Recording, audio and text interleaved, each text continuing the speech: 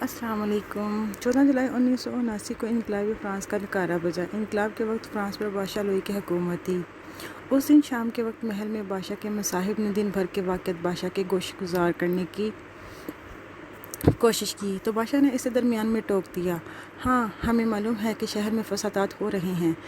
بادشاہ کے مصاحب نے دھیرے سے جواب دیا، نہیں عالی پناہ، یہ فسادات نہیں، یہ انقلاب ہے۔ اس قصے میں کتنی حقیقت ہے اس کے بارے میں کچھ کہنا مشکل ہے، تاہم اس سے یہ اندازہ ضرور ہو جاتا ہے کہ بادشاہ کے مصاحب کی سیاسی اور سماجی فہم بادشاہ سے کہیں زیادہ تھی۔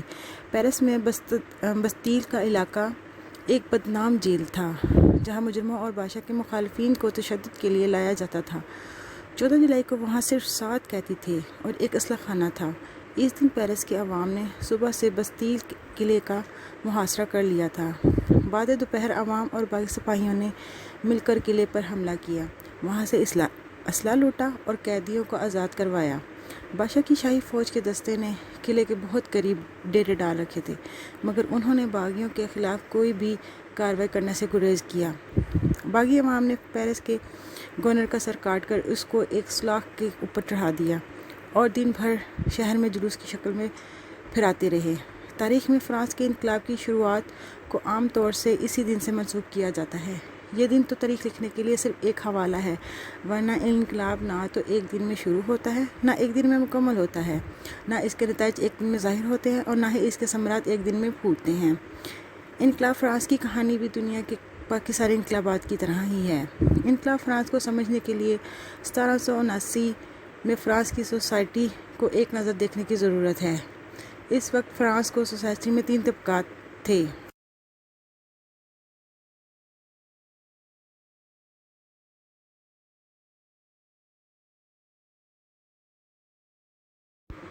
جنہیں اسٹیٹ کہا جاتا تھا۔ پہلی اسٹیٹ پادری یا چرچ تھی۔ ان کے پاس عام آدمی کی 2 وقت کی روٹی کا استحصال کرنے کے لیے مختلف اقسام کے ٹیکس لگانے کی اجازت بادشاہ کی طرف سے مرحمت کی گئی تھی۔ پادری ان اختیارات کا بے دریغ استعمال کرتے تھے۔ یاد رہے کہ بادشاہ لوئی کے زمانے میں پورے فرانس میں ایک بھی بشپ ایسا نہیں تھا جو عوام میں سے چرچ کے اس اعلیٰ عہدے پر فائز ہوا ہو۔ تمام کے تمام بشپ اشرافیہ سے آئے تھے۔ چھوٹے عام پادری بھی تھے جو اپنی مذہبی خوش گمانی میں خود بھی بشپ کے نظام کے ذریعے چرچ کی مالی اور معاشرتی درازدستی کا شکار بھی تھے، اور اعلیٰ کار بھی۔ دوسری اسٹیٹ فیوڈل اشرافیہ تھی۔ اشرافیہ اور پادری دونوں ملا کر آبادی کا 3% تھے اور ان کے ہاتھوں میں فرانس کے 45% زرعی وسائل تھے۔ اسی فرانس میں وہ تیسری اسٹیٹ بھی بستی تھی جو 97% عوام پر مشتمل تھی۔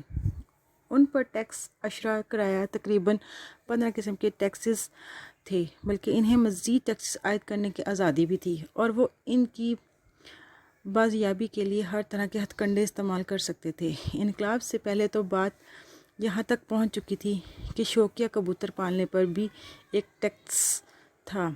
تیسری اسٹیٹ کے عوام کو 3 حصوں میں دیکھا جا سکتا ہے: بورسوا، جن میں تاجر، ڈاکٹر، وکیل اور دیگر پیشہ ورانہ مہارت رکھنے والے لوگ تھے۔ دوسرے گروپ کو سانسکولات کہا جاتا ہے۔ یہ شہری ورکر تھے جنہوں نے انقلاب برپا کرنے میں بھرپور کردار ادا کیا۔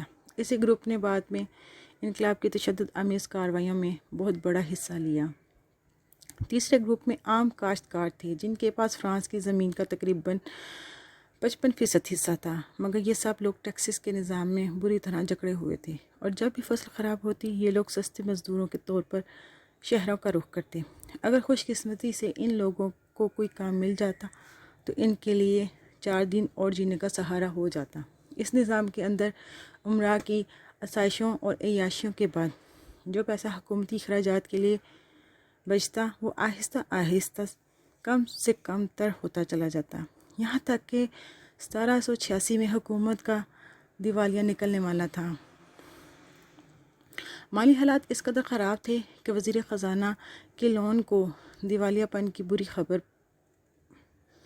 مجبوری بادشاہ کے گوش گزار کرنی ہی پڑی۔ فرانسیسی خزانہ خالی ہونے میں جہاں امراء کی عیاشیوں کی ایک لمبی فہرست ہے، وہیں یورپی جنگوں میں فرانس کی مداخلت کا بھی ایک بڑا ہاتھ ہے، جس سے خزانے میں اضافی بوجھ پڑا۔ انسانی تاریخ میں ماسوائے چند جنگوں کے یہ بات یاد رکھنا ضروری ہے کہ جنگ و جدل مالی منافع کے لیے ایک سوچا سمجھا منصوبہ ہوتا ہے، بشرط یہ کہ وہ فتح سے ہمکنار ہو جائے۔ اس تناظر میں جب خزانہ خالی ہو گیا تو تینوں اسٹیٹ کے خصوصی نمائندگان کی کانفرنس بلائی گئی تاکہ نظام کی اصلاح کی جا سکے۔ 1787 میں بلائی گئی یہ کانفرنس بری طرح سے ناکام ہوئی کیونکہ خزانے اور مالیات کا وزیر امراء اور اشرافیہ کی دولت پر ٹیکس لگانا چاہتا تھا۔ تیسری اسٹیٹ کے تمام عوام اس تجویز کے حق میں تھے، جبکہ فیوڈل اشرافیہ اور چرچ دونوں کو ٹیکس دینا نامنظور تھا۔ اس تجویز کے دوسرے حصے میں جو فیوڈل امراء کی زمینوں اور غربا کے چھوٹے چھوٹے رقبوں پر بھی ٹیکس عائد کرنا چاہتا تھا، اس خیال کو تینوں کلاسوں نے مسترد کر دیا۔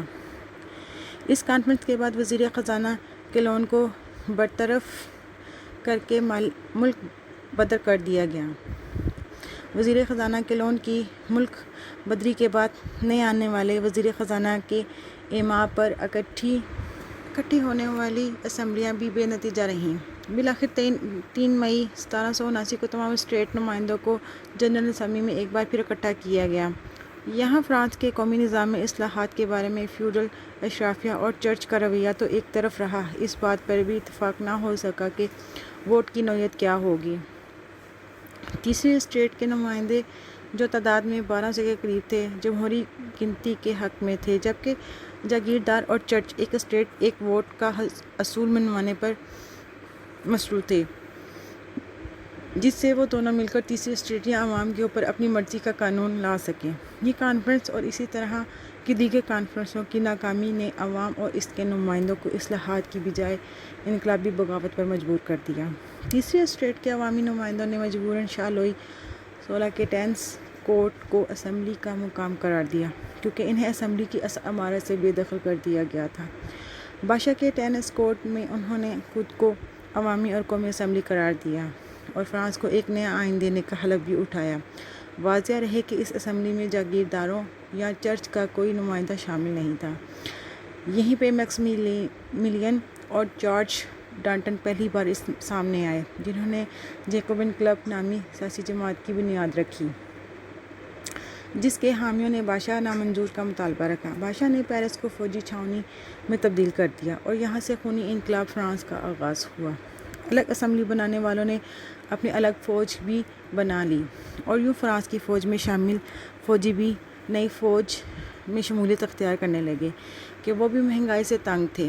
انہوں نے فوجی گوداموں سے ہتھیار اٹھائے اور ان ہتھیاروں کو بارود کے لیے گورنر ڈی لاؤنے کے قلعے پر دھاوا بولا اور گورنر کا سر کاٹ کر نیزے میں لٹکا کر شہر بھر میں گھمانے لگے۔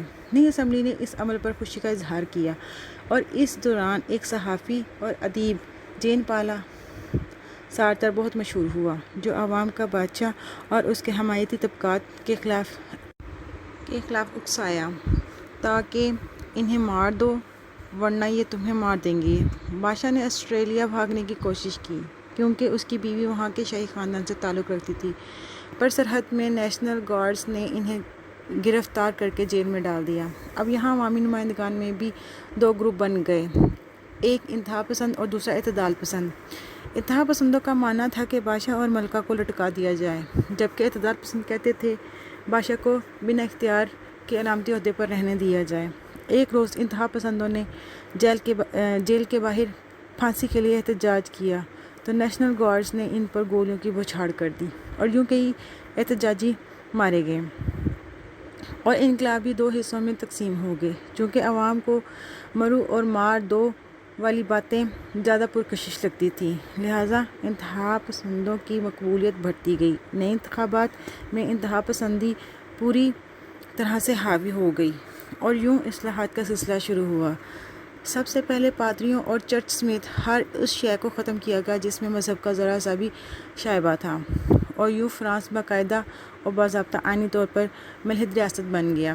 عیسائی کیلنڈر بدل کر ایتھیسٹ نیا فرانسیسی کیلنڈر لایا گیا۔ حب الوطنی کے نام پر حکومت مخالف لوگوں کو پابند سلاسل کیا گیا اور یوں ایک وقت آیا جب جیلوں میں قیدی رکھنے کی گنجائش ہی نہ بچی۔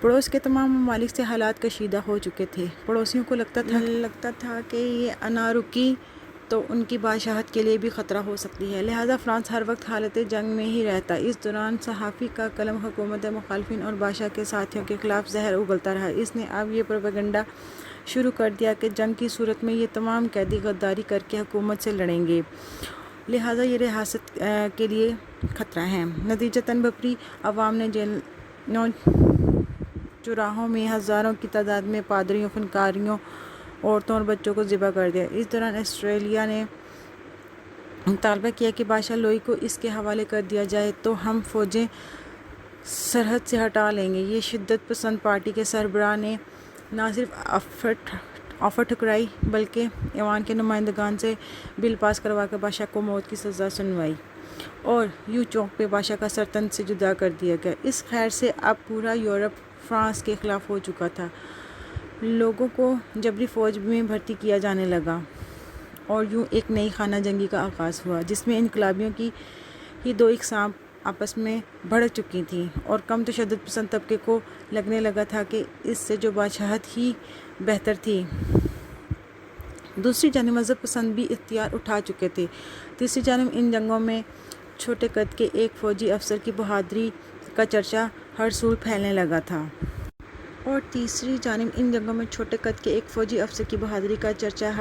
لگا تھا۔ جس کا نام نپولین بوناپارٹ تھا۔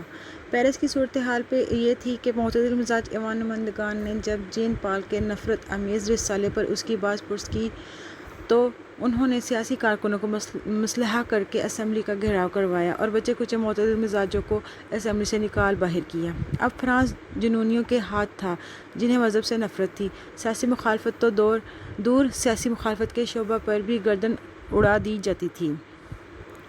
اس دوران ایک خاتون نے نفرت آمیز تقریروں پر جین پال کا قتل کر دیا۔ نتیجتاً عورت کی تو گردن اڑا دی گئی لیکن جین پال کا مجسمہ بنا کر سابقہ چرچوں میں ویسے ہی لٹکایا گیا جیسے حضرت عیسیٰ علیہ السلام کی شبیہ ٹانگی جاتی تھی۔ جین پال مرنے کے بعد مزید خوفناک ہو چکا تھا۔ یہاں سے خوف کی سیاست کا نیا باب شروع ہوا تھا۔ ایوان نمائندگان ڈیمی سیٹ اپ بن کر رہ گیا۔ 12 رکنی شورا بنائی گئی اور ایک طرف کی ڈکٹیٹر شپ نافذ کر دی گئی۔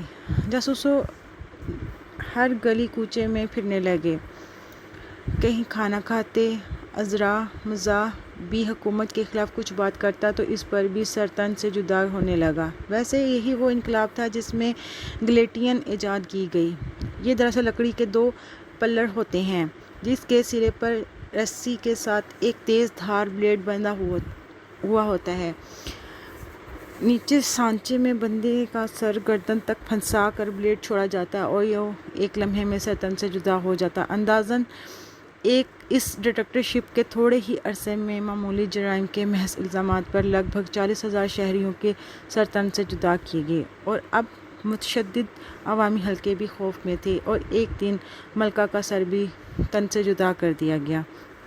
میکسیملین کے ساتھ مل کر جیکوبن کلب نامی سیاسی جماعت کی بنیاد رکھنے والے چارلس ڈانٹن، جو سرحد پہ جنگوں میں مصروف تھے، اپنی پیرس واپسی پر پرانے دوست میکسیملین سے ملا اور مشورہ دیا کہ اب خوف کی سیاست ختم ہونی چاہیے۔ میکسیملین نے اس کی بات سکون سے سنی اور پھر اپنے قریبی دوست کو غدار کا لقب دیتے ہوئے اس کی بھی گردن اتروا دی۔ میکسیملین اب ڈکٹیٹرشپ سے خدائی کی جانب چل پڑا تھا۔ اسمبلی میں تشدد پسند ٹولے کا غلبہ تھا اور پھر ایک دن میکسیملین نے اپنے تشدد پسند رفقا سے کہا، میرے پاس ایسے لوگوں کے نام موجود ہیں جو بظاہر دوست در حقیقت میرے مخالف ہیں۔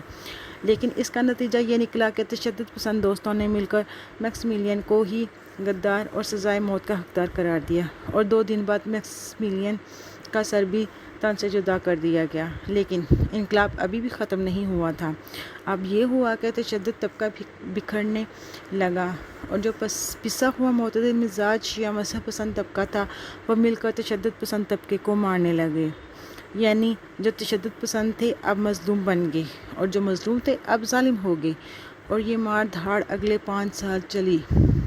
سڑکوں پہ جنگیں چلنے لگی، لوگ بادشاہ مانگتے تھے، بادشاہ تو نہ آیا، پر سرحد سے نپولین بوناپارٹ اٹھ کر آ گیا اور یوں بادشاہت کے خاتمے کے لیے شروع ہونے والا انقلاب ڈکٹیٹرشپ کی پیدائش پہ اختتام پذیر ہوا۔ اس کے بعد ایک اشرہ سے زیادہ نپولین کی خوفناک جنگیں رہیں اور پھر نپولین کی شکست اور دوران قید موت کے بعد پھر سے فرانس میں بادشاہت آ گئی۔ نتیجہ کیا نکلا؟ سفر دکھایا گیا، انسانی فطرت سکھائی گئی اور سمجھی میں تو یہی سیکھا کہ جب غریب کو لگے کہ ٹیکس اس سے نچوڑا جا رہا ہے اور سرمایہ داری کی خوشحالی بڑھتی جا رہی ہے تو اسے حکمران ذمہ دار لگتا ہے۔ اسے لگتا ہے کہ حکمران اشرافیہ کا سگا اور ہمارا دشمن ہے۔ یہ سیکھا کہ جب خوف بڑھتا ہے تو غصہ پیدا ہوتا ہے اور پھر یہ غصہ انارکی پھیلاتا ہے۔ یہ سیکھا کہ جب ریاستی قانون کا حصہ رہنے والی جماعتوں کو سینسرشپ کی نظر کر دیا جائے تو حکومت مخالف نہ کہ ریاست مخالف عوام کو زبان بندی کا احساس ہوتا ہے اور پھر وہ اپنا غصہ ریاست کے خلاف نکالنے لگتے ہیں۔ یہ سیکھا کہ جب مخالفین پہ حب الوطنی اور غداری کے فتویٰ سیاسی طور پر لگانے شروع کر دیے جائیں تو اس سے اٹھی نفرت کی آگ ایک دن آپ کے اپنے گھر تک ضرور پہنچتی ہے۔ یہ سیکھا کہ نظام کو تبدیل کرنا ناکشت اور خون مانگتا ہے۔ اس میں اصلاحات کی جا سکتی ہیں پر اگر آپ سارا نظام لپیٹنا چاہتے ہیں تو لاکھوں انسان مارے جائیں گے اور ایک دن یہ عمل شروع ہوا تو پھر کچھ بھی ہو جائے حالات قابو میں نہیں رہ سکتے، وحدت قائم نہیں رہ سکتی۔ یہ سیکھا کہ آواز خلق کو نکارہ خدا سمجھا جائے، عوام کو بولنے دیا جائے کہ جب تک عوام بول رہی ہے وہ خوف زدہ نہیں ہے، اور جب بھی کسی خوف کی وجہ سے عوام بولنے سے ڈرنے لگے تو پھر یاد رکھیے کہ خوف ایک ایسی شے ہے جو کسی بھی وقت غصے میں بدل سکتی ہے، اور یہ خوف کے بعد کا غصہ ہی ہوتا ہے جو ہرن کو بھی شیر سے سنگ لڑوا دیتا ہے۔ یہ سیکھا کہ ہماری عسکری اور سابقہ موجودہ سیاسی قیادت کو سیکھنے کی اشد ضرورت ہے اور معاملات کس طرح چلانے چاہیے۔ ہماری مذہبی سیاسی قیادت کو سیکھنے کی ضرورت ہے کہ وہ اپنی سیاسی حکمت عملی کو سیاسی ہی بنا کر پیش کریں، نہ کہ اسے مذہب کا نام دیں۔ تو جناب یہ سب کچھ میں نے سیکھا ہے، آپ اسے اتفاق کر سکتے ہیں اور اختلاف بھی۔ آپ ان سب واقعات میں عرب انقلاب اور مصر کے مورسی سے شام کے ساحل پہ ننھا بے جان لاشیں بھی دیکھ سکتے ہیں۔ آپ کو اس میں جلتا لیبیا عراق اور گولیاں کھاتے سوڈانی بھی نظر آ سکتے ہیں۔ آپ کو اس میں متشدد ہوتے بھارت کا مستقبل بھی دکھائی دے گا، اور بغور دیکھیے تو اس سب میں آپ کو